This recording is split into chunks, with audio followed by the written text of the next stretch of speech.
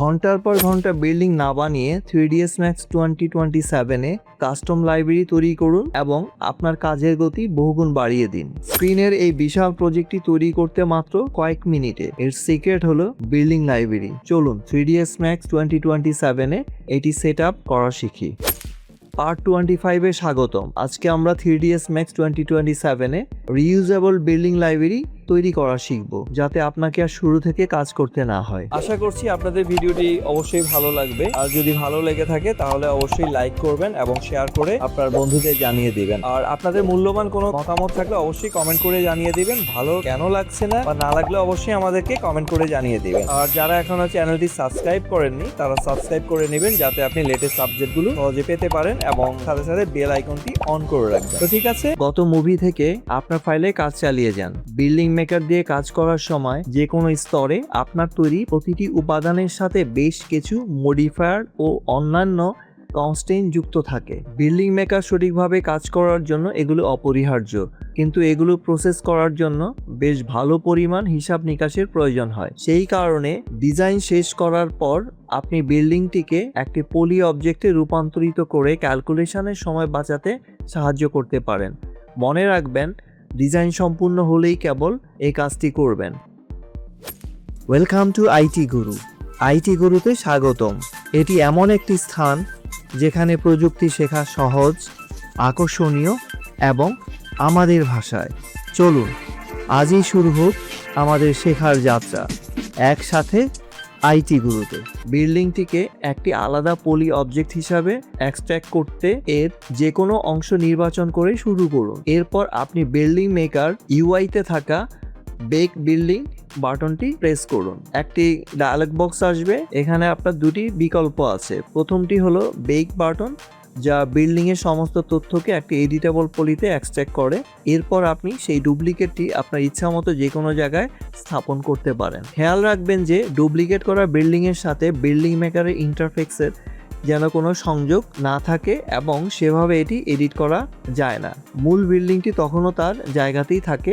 যদি আপনার আর এটির প্রয়োজন না হয় তবে যে কোনো অংশ নির্বাচন করুন এবং এটি মুছে ফেলতে ডিলিট বাটন ইউজ করুন। একটি সতর্কবার্তা আপনাকে মনে করিয়ে দিতে চাই যে এই কাজটি আর আনডু করা যাবে না। বিল্ডিং তৈরি করার অন্য পদ্ধতি হলো beck and export two FBX. এই পদ্ধতির সুবিধা হলো এটি আপনাকে আলাদা বিল্ডিং বা বিল্ডিংয়ের গ্রুপগুলোকে এক্সটার্নাল এফবিএক্স ফাইল হিসাবে সংরক্ষণ করতে দেয়। এর মানে হলো আপনি এখন ইনপুট পদ্ধতি ব্যবহার করে এগুলো 3ds Max বা অন্য অ্যাপ্লিকেশানে পুনরায় ইম্পোর্ট করতে পারবেন। হাইরাইজটি এটিই চেষ্টা করে দেখুন। সেই বিল্ডিংয়ের একটি অংশ নির্বাচন করুন এবং তারপরে beck and export two FBX বাটনে ক্লিক করুন।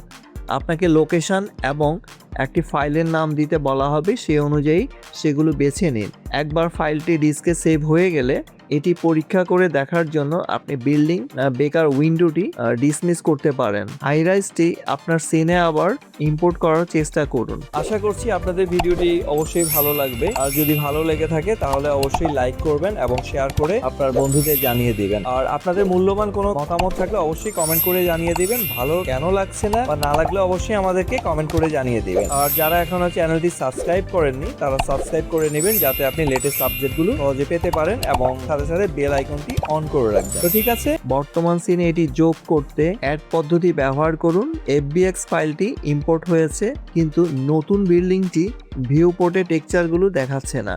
বিল্ডিং মেকার আনপ্যাক করার সময় আপনি হয়তো খেয়াল করছেন যে সেখানে post FBX import dot SM নামের আরেকটি ফাইল আছে। ইম্পোর্ট করা বিল্ডিংটি সিলেক্ট থাকা অবস্থায় ভিউ পোর্টের টেক্সচারগুলো দেখার ব্যবস্থা করতে নতুন স্ক্রিপ্টটি রান করুন।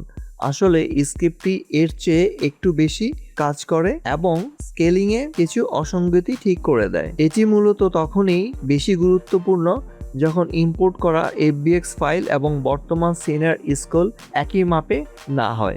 এই টিউটোরিয়ালে দেখানো কৌশলগুলো ব্যবহার করে আপনি এখন সহজেই বিল্ডিংয়ের একটি লাইব্রেরি তৈরি করতে পারবেন, যা আপনার হাউজিং ব্লগে যোগ করতে ব্যবহার করতে পারেন। তো আগের ফাইলের মতো একটি ফাইলের উদাহরণ দেখানো হয়েছে, যা আপনি খুব শীঘ্রই হাউজিং ব্লক সাজানোর সময় ব্যবহার করবেন। এর মাধ্যমে এই টিউটোরিয়ালে বিল্ডিং তৈরির কাজ সম্পূর্ণ হলো।